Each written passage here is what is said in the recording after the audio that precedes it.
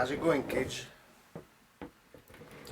It's funny, I'm still full of bloody cold and I've still got that bloody food poisoning. It's not as bad as it was earlier on in the week. That shock in my body, that complete shock that you get when you've got food poisoning, that's abated somewhat.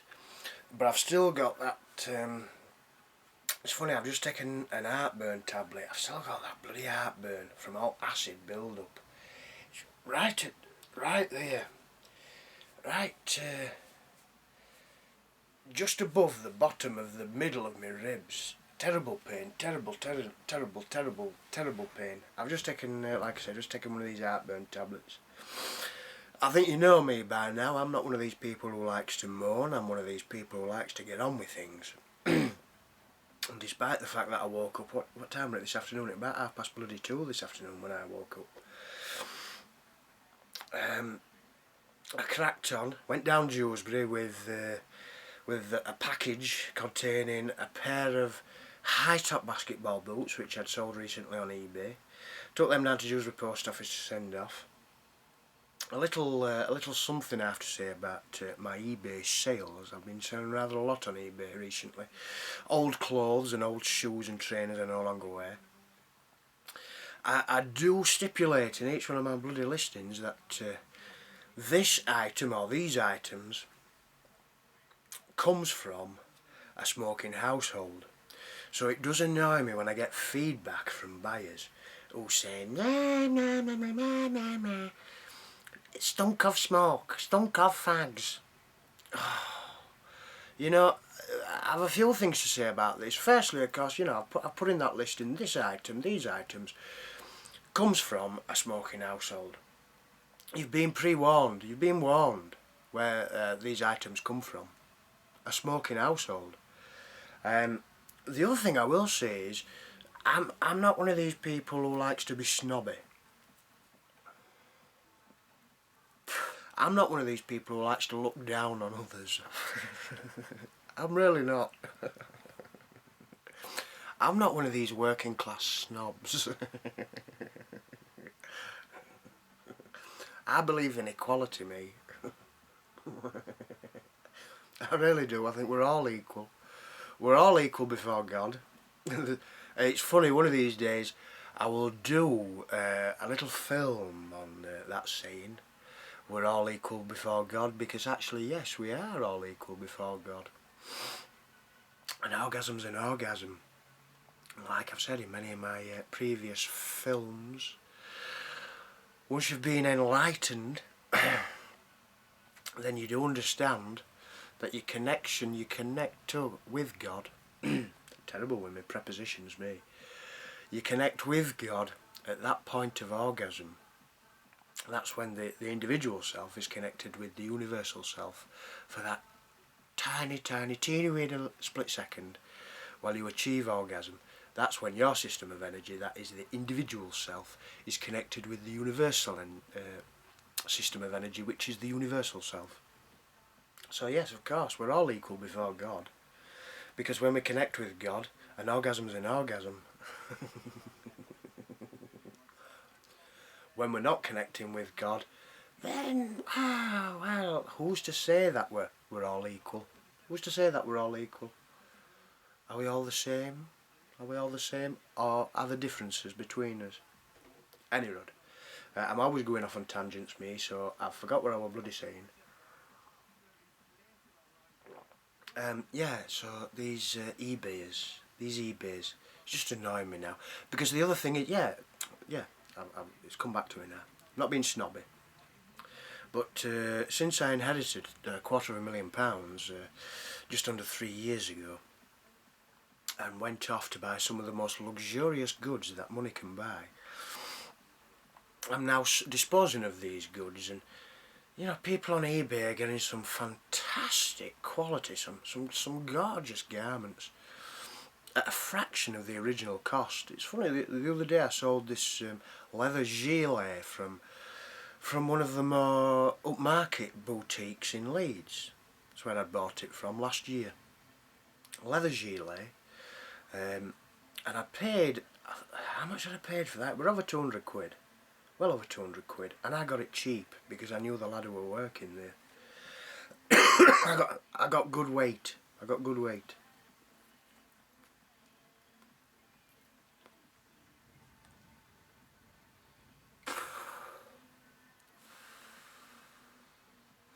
My father were a butcher, and that's what he used to say about customers who he'd given a good deal to. He'd say, she always got good weight. You know, if I'd sorted them out. I always give a good weight. Well, this lad in the shop in Leeds, he'd given me good weight. He'd let me have this leather gilet for cheaper than it should have been. Any road. So I sells it on eBay, and it goes, I think it went for 32 quid. I think I'd worn it half a dozen times at most. Really, really nice, soft.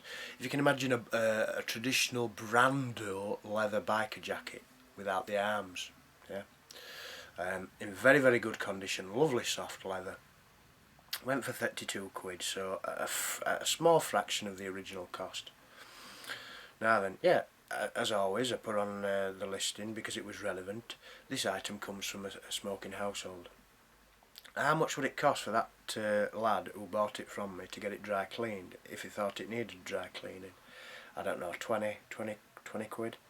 So it'll have spent 52 quid, still a small fraction of the original price that I bought that leather gilet for. And he complains, he gives me positive feedback and says it's a nice gilet, but it stinks of fags. I just think, well, it's uncalled for. Uncalled for is that. It's a very unjust world we live in, and I'm just getting myself in order to set out there and turn things around. Things really do need to be turned around in this world. It is a very unjust world that we live in at present. Something needs to be done.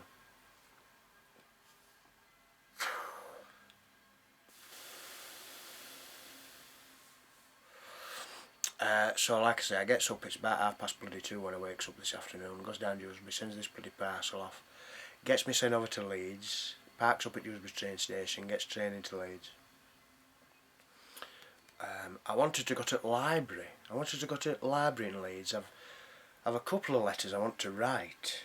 One to the Bar Council in London. That's a long story. I will fill you in sometime. I've touched on it before. And who else did I want to write to?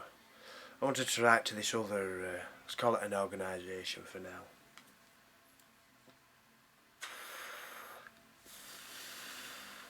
And I was hoping, it's funny, I've seen this lad before at the library in Leeds. I've seen him in the local history section, and he's helped me out with a letter. And I would like him, I'd like to approach him again and spend maybe 20 minutes, half an hour preparing this letter for the Bar Council, or a letter to this other bloody organisation I'm on about. But anyway, when I got there, it just turned 6 o'clock when I gets to the library, and I was under the impression that Leeds Library closed at 8 PM on a Thursday and Friday.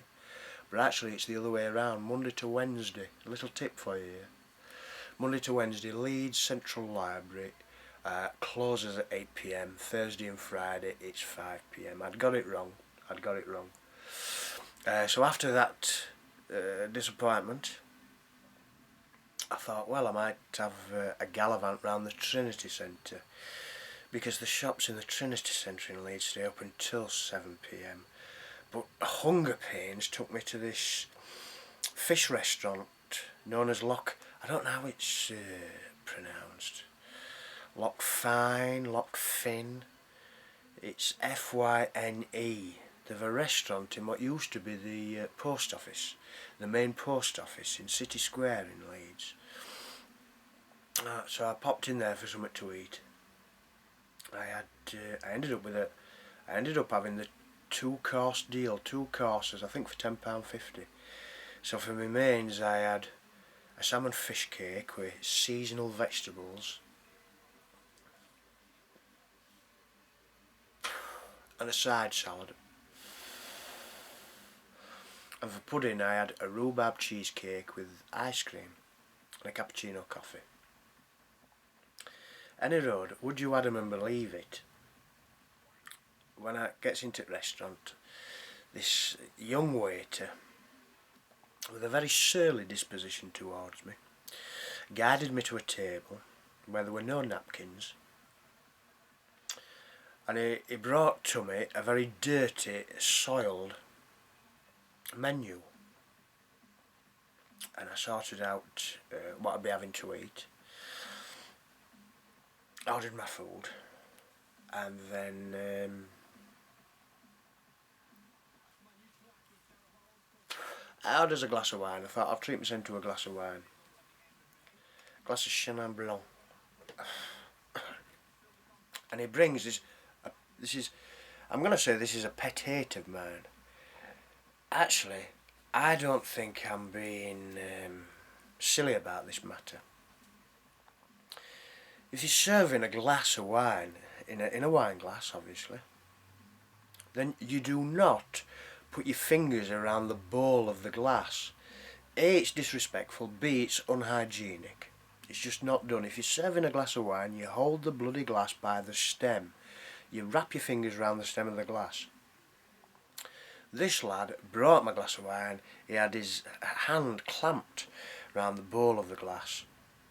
Another thing I suppose is that a hand clamped round the glass will warm any liquid inside the bowl of the glass if it's clamped round the bowl of the glass. Brings it along to my table and slams it down on my table a teeny weeny bit too close to where my hand was operating my mobile phone for my liking.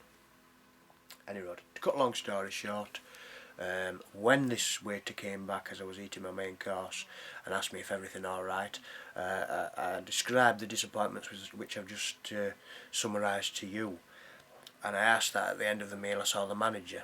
She duly arrived at the end of the meal, and I reiterated my complaints to her. She knocked me the price of the glass of wine off my meal, and I also asked her for the name and address of the manager of the restaurant, who I shall be writing to about this matter at some point.